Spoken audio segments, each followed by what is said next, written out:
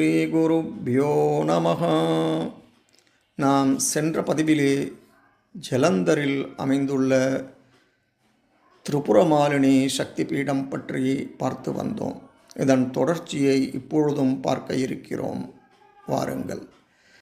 கதம்பவனச்சாரிணீம் முனிகதம்பகாதம்பினீம் நிதம்பஜிதபூதராம் சுரநிதம்பினீ சேவிதாம் நவாம்புருகலோச்சனாம் அபிநவாம்புதஸ்யாமலாம் திரிலோச்சன குடும்பினீம் திரிபுரசுந்தரீமாஸ்ரயே. உள்ள சக்தி பீடத்திலே தேவி திரிபுரமாலினியானவள் திரிபுர நிவாசினி என்ற பெயரிலும் அழைக்கப்படுகிறார். இங்கே பீஷண பைரவர், பூதேஸ்வ பைரவர் என்ற பெயரில் திகழ்கிறார். இந்திரன் ஒரு நாள் கைலை மலை நோக்கி சென்று கொண்டிருந்தான்.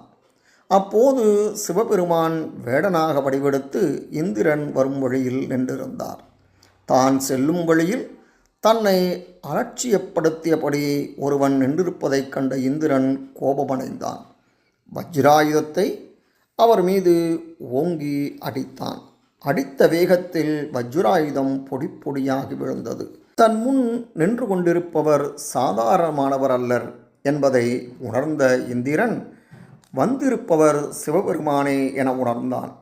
உடனே, சிவபெருமானே, நான் அறியாமையால் செய்த பிழையினை பொறுத்துருள வேண்டும் என்று கூறி சிவனடியில் பணிந்தான். சிவபெருமான் தேவேந்திரனை மன்னித்தார். இருப்பினும் வஜ்ராயுதத்தால் தாக்குண்ட போது அவரின் சினமானது வியர்வை துளிகளாக அவர் மேனியில் அரும்பியிருந்தது.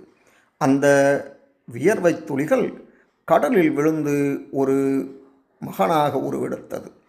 கடலரசன் அவனை தன் மகனாகவே கருதி வளர்த்து வந்தான்.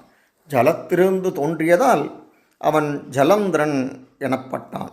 அந்யத சரணம் நாஸ்தி த்வமேவ சரணம் மம தஸ்மாத் காருண்யபாவேன ரக்ஷ ரக்ஷ திரிபுரேஸ்வரி.